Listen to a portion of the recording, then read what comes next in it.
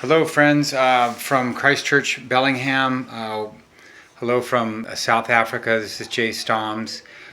Maybe you've read some posts that I've put on Facebook or else our recent update. But we're really struggling personally with the choice to go back. You know, we saw this update from the U.S. consulate about travel advisory level 4, and they're advising people to go back, and that means you're going to be back for a little while or stay, and you're staying for a long time.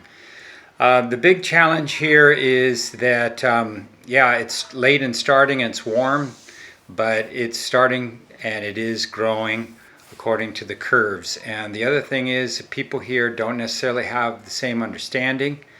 We have a good friend who's a public health researcher for HIV/AIDS who lived here and is leaving tomorrow with her family. So we're on a challenge here. It's stay. The challenge would be if we stay, there's the possibility that if we make a decision to stay, or if we don't make the decision to leave soon, we won't even have that decision. So, you know, we're homeschooling. Kids are kind of tense, trying to have some fun, but weather's nice.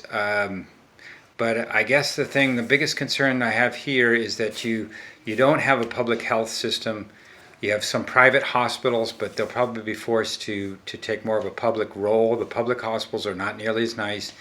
And you have townships where people live in poverty and with relatively poor hygiene, and they live in close proximity to one another.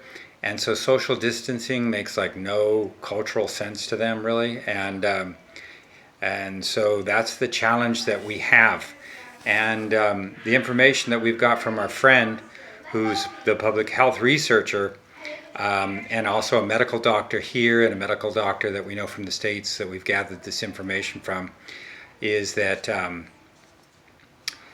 you know, this is very serious, and that you know, the president here, you know, says that 60 or 70% of the people will get it. So it's just that the system can't take it. Then that's the challenge. So we don't really have a place to stay there. My mother's elderly. We can't really stay with her. My in-laws are elderly as well.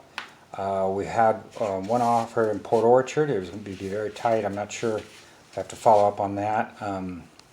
It could mean a total reorientation for us. So that's the challenge. We appreciate your prayers.